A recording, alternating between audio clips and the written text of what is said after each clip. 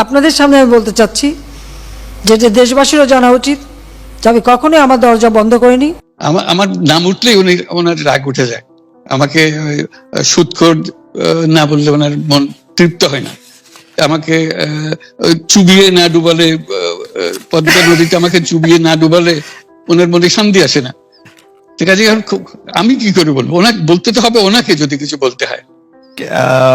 পদ্মা নদীর কথাটা যখন উঠলই, পদ্মা ব্রিজ সম্পর্কে যে কথাটা সরকারের উচ্চ মহল থেকে এটা বলা হয় যে আপনি আপনার ক্ষমতা ব্যবহার করে বা আপনার পরিচিতি ব্যবহার করে বা আপনার যে একটা সাংঘাতিক রকমের গ্রহণযোগ্যতা সারা দুনিয়াতে আছে, যেটি আসলে ওয়ার্ল্ড ব্যাংক সহ অন্য জায়গায় আছে, সেটি দিয়ে আসলে আপনি পদ্মা সেতুটা বাংলাদেশ যাতে ঋণ না পায় সেটির জন্য আপনি চেষ্টা করেছেন।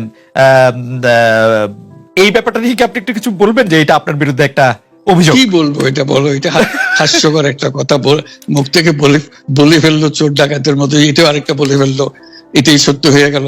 আমরা যে বারে বারে বিবৃতি দিলাম তখন এটা প্রশ্নই উঠে না। আমরা বাংলাদেশের নাগরিক হিসেবে আমরা গৌরবান্বিত যে এই পদ্মা সেতুর উপরে আমরা একটা সেতু বানাতে পারবো, এটার জন্য আমরা সবাই চাই।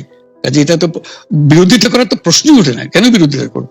দেশে যে একটা বড় রকমের ঘটনা ঘটতে যাচ্ছে সেটা তো আমরা সবাই সমর্থন করেছি। তিনি বলেই চললেন। এখন একজনে বলতে থাকলে তো আমার করার কিছু তো নাই। উনি এত শক্তিধর যে এখানে আমার কথা তো কিছুই থাকে না। ওনার সব সরকারের যাবতীয় প্রচার যন্ত্র ওনার হাতে। আমার তো আমার গলার যত তীক্ষ্ণ। অনেকে এই কথা বলে থাকেন প্রফেসর ইউনূস যে আপনি তো ইচ্ছা করলে এই পৃথিবীর যে কোনো দেশে সেটেল করতে পারতেন, পৃথিবীর যে কোনো দেশের হয়েই আপনার যে আইডিয়াগুলি সেগুলি আপনি ডিসেমিনেট করতে পারতেন, তারপরেও আপনি বাংলাদেশে থাকছেন, বাংলাদেশে থাকাটাকেই আপনি মানে আমি যদি বলি আপনার জন্য নির্ধারণ করছেন। আমি দেশেরই সন্তান, এই দেশেই থাকবো, দেশের জন্য যে কাজ করি সেটাই করব। এটা যতদিন আমি বেঁচে আছি সেটাই করে যাব।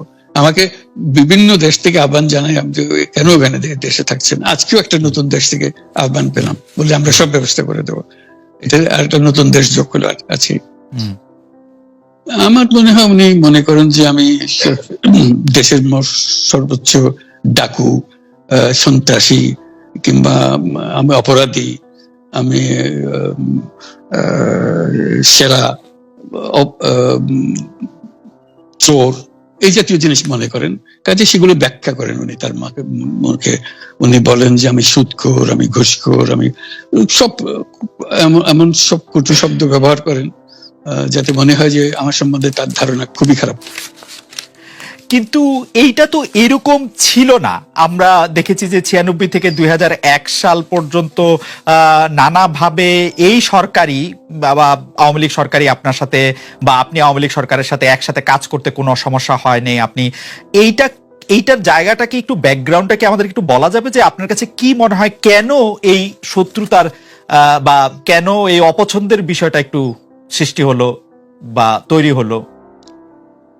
যেই হোক, এটা আমার তরফ থেকে হয়নি। আমি তাকে যথাযথ শ্রদ্ধা করে নিয়ে গেছিলাম আমাদের মাইক্রোক্রেডিট সামিটে ওয়াশিংটন ডিসিতে।